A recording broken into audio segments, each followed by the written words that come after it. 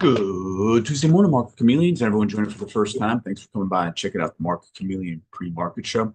Before we get started, please take a look at the share disclaimer. Be aware that neither Market Chameleon, Demetrius, or myself are registered investment advisors or a broker dealer. If you're searching for investment advice, please reach out to a licensed professional.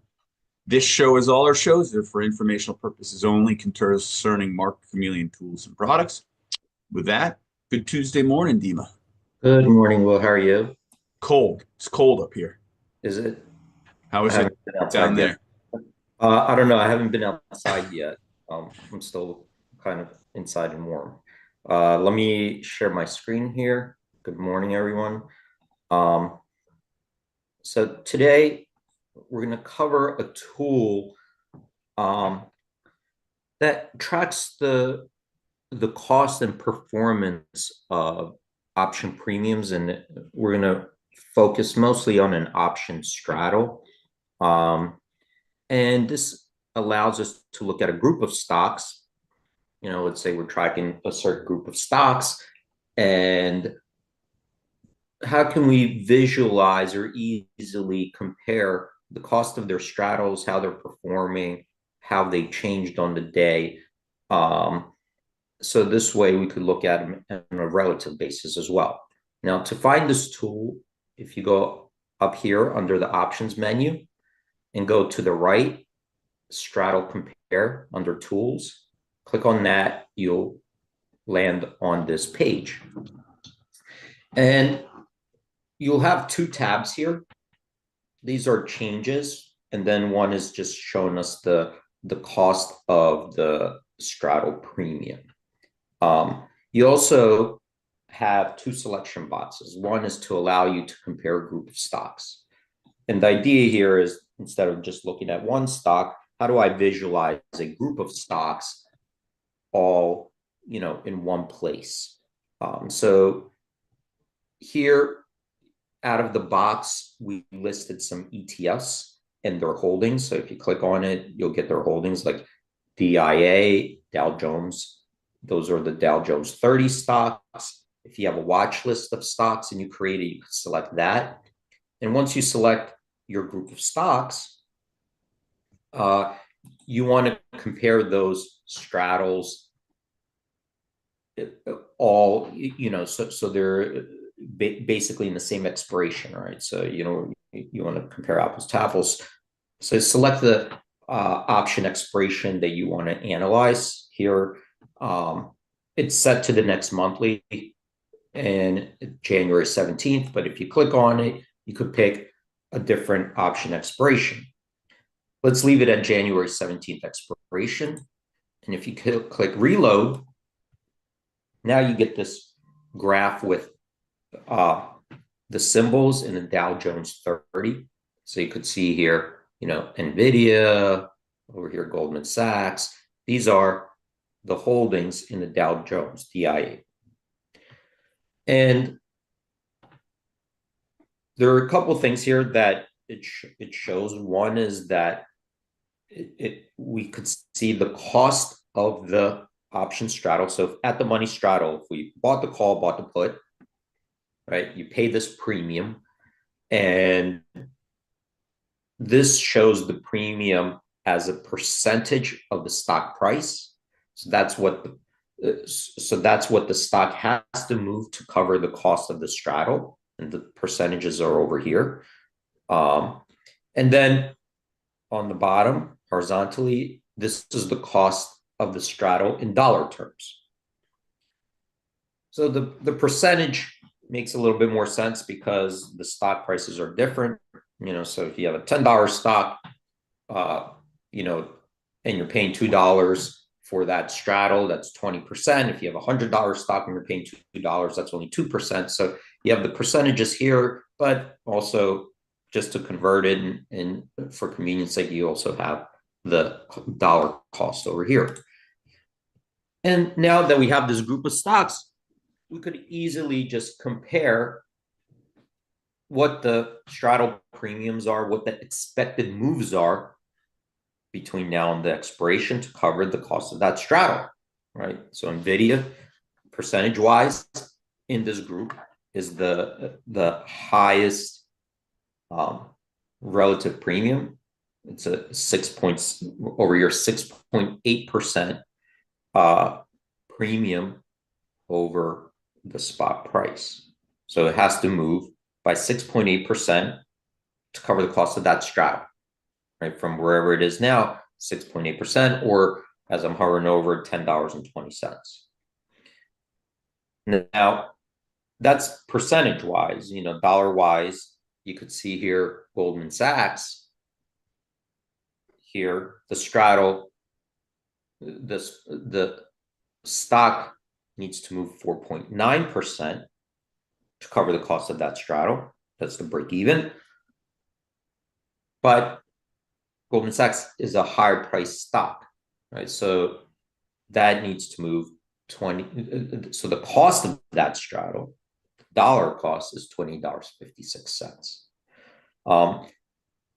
And of course, you could pick your own group of stocks that you save to your watch list and pick a expiration and monitor them relative to each other, right? Which one's more, which one's less, and you could pick the group of stocks in a category that you create yourself. If you want to crypto mining stocks or semiconductors or wherever group of stocks that you choose, your unique group of stocks that you pick based on your analysis. You save it to a watch list.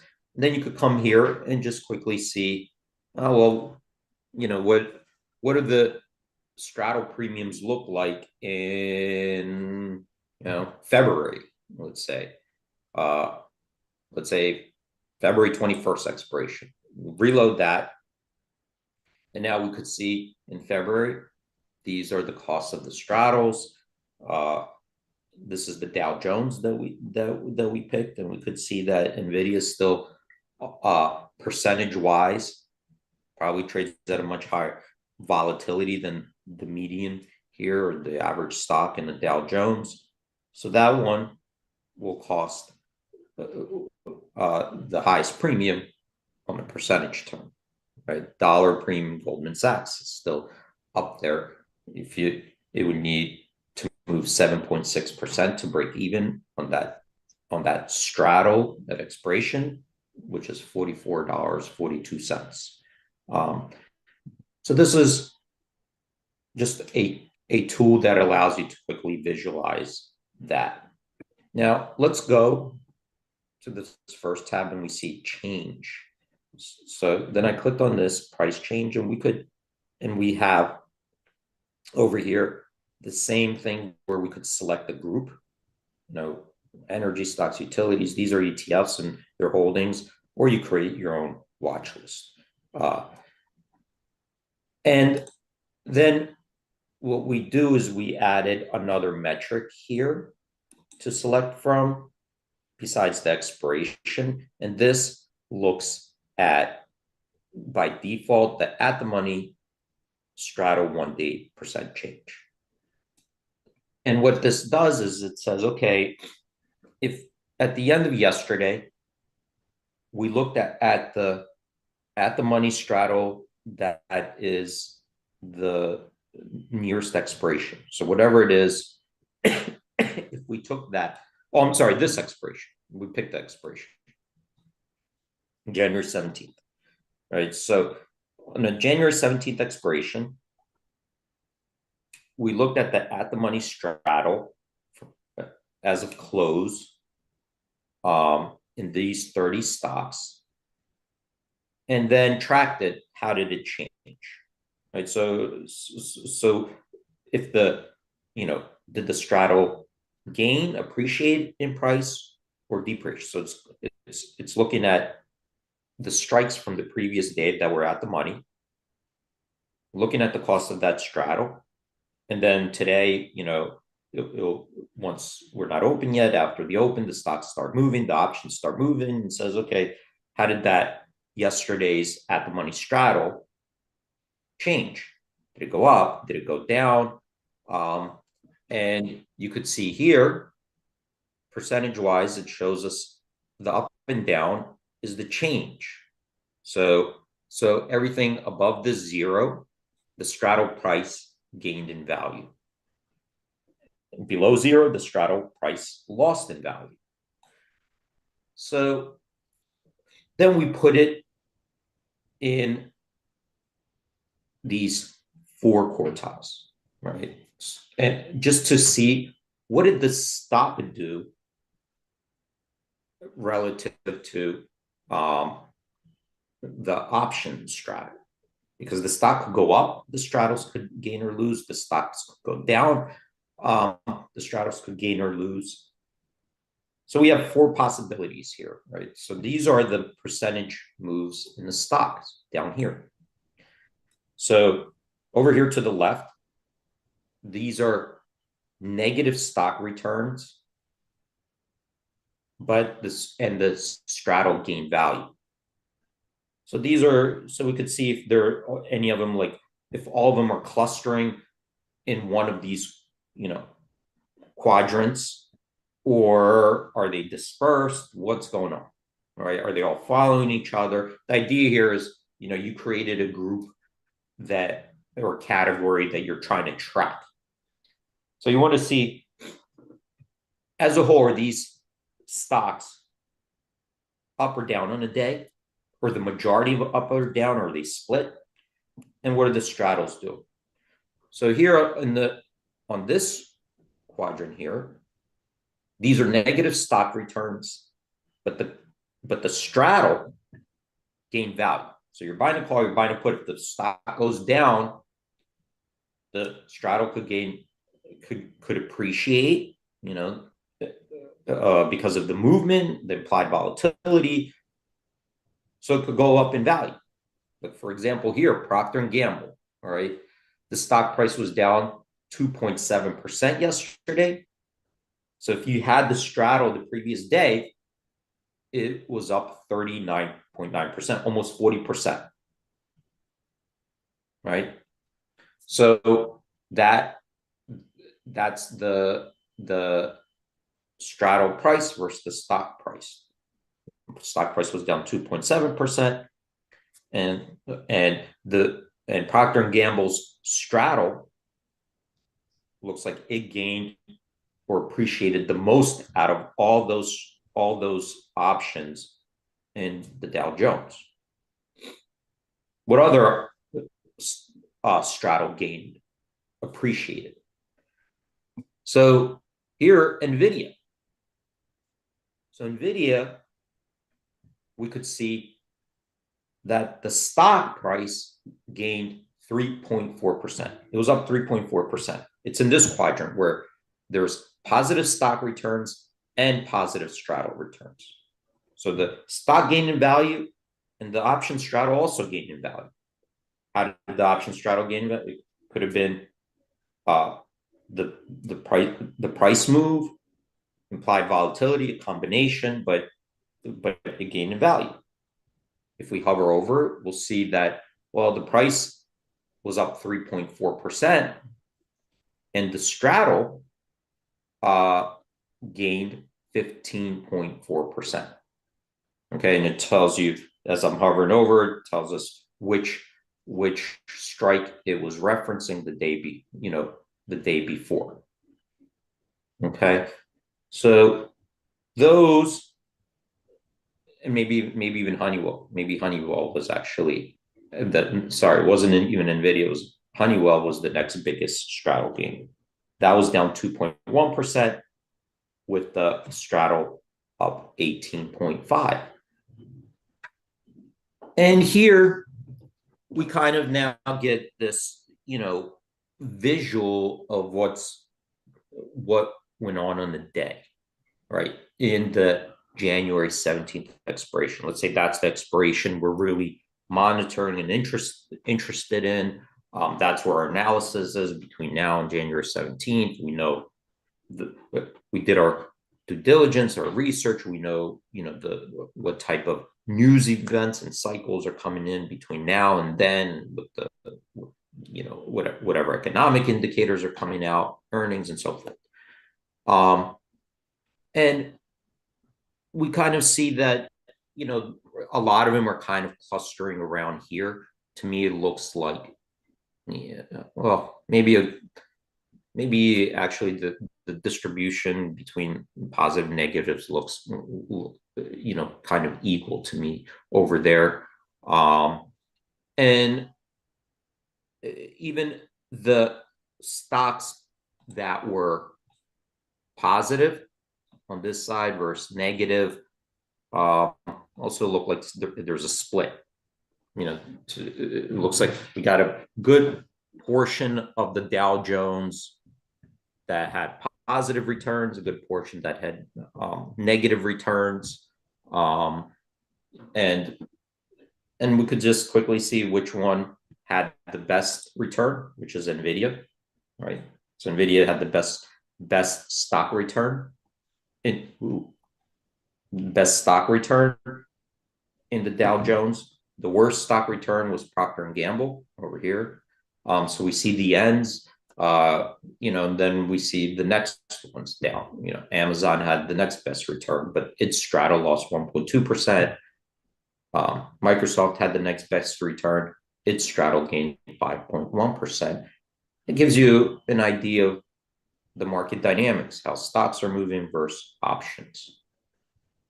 Let's say, instead of that, the money straddle, we were really more interested in the 25 delta put. How did the 25 delta put do on, with all of this going on? We got all this stuff going on. Got these 30 stocks.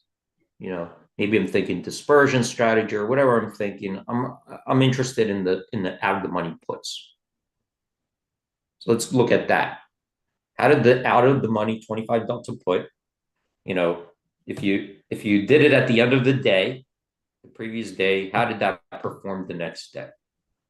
So we're going to change that, and we're going to stick to the January 17th expiration. We're going to reload it, and here we go. So here's the interest. I'm sorry, I did the call. Sorry. Let's do the put. Let me change that. All right, here's the put. So on the put side, we could see that the stocks that are in the negative, it looks like all the puts gained or appreciated. Procter & Gamble did the best. So Procter & Gamble's put, the 25 delta put, gained 222%. Right, that's what it gained, 222% in value. And there we could see it's hovering over. It went from 81 cents to $2.62. Okay, that was looking at the 162.5 strike. Of course, Procter & Gamble fell 2.7% as well. So it was a big downside move, I guess, for Procter & Gamble. But a combination of movement and implied volatility, you could see that there was a big gain in that put. Honeywell also gained. That was 123%. What about the stocks that were up on the day? So now we have this squadron, and these stocks were up. You can see Amazon lost 44%. Microsoft put lost 34%. It was up 1.1%. The stock put down 34.8%. Nvidia, keep in mind that stock was up 3.4%. That put lost 40% of its value. All right, went from $1.91 to $1.15. So now we have an idea the dynamics of how as a group, how these stocks moved on a day and what the options, the out of the money puts did on the day. And it's just a quick way to look at it in case that's what you're interested in the puts and you wanted to see how they changed on the day. How did the stocks behave on the day? This is a quick graphical visual representation. So we see how the puts did, and we see on the high side, it's 222%, 123%.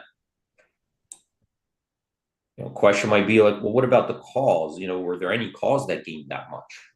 How do the calls do when we have, looking at this, obviously there are stocks that,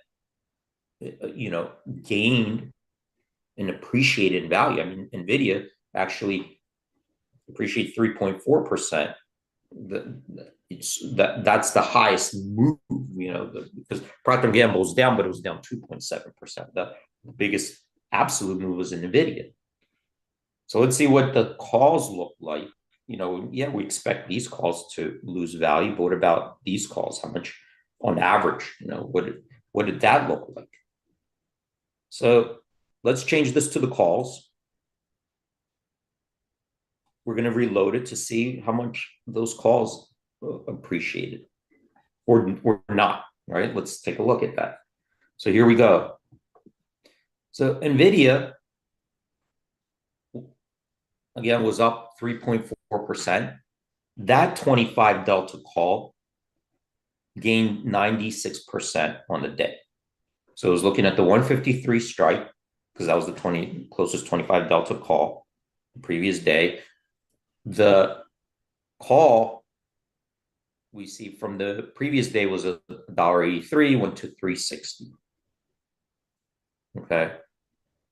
So that gained 96%. Amazon was up 1.5% on the day. That 25 delta call gained 49%, almost 50%. Here, Microsoft up on the day, 1.1%, that gained 51%. All right, so it gives you an idea of the dynamics of these options, how they're moving relative to the stock. But a lot of them lost value too. You could see here, when the stock was negative, this is the line. These are all negative stock prices. And we could see Procter & Gamble was down 2.7%, but that out of the money call lost 81% of its value. The previous day was 98 cents. It closed at 18 cents. So that's showing us the really quickly as a group, what are these stocks doing on the day? Mostly up, mostly down. Which ones are doing the best? Which ones are doing the worst? Where are they clustered around? And what do the straddles look like? How are the option prices from the previous day changing? If we're tracking the change in the stock price, well, what was the change in the option price? That's what this is doing. This is what it's allowing us to visualize. Now, one more metric. Well, we have two. Is that at the money IV percent change? So if we click on that, we can just track the implied volatility change. So here, we're not looking at prices anymore. We're just looking at implied vols. And we see that as a group, we see it's probably split. It looks like somewhat split between positive, negative stock returns.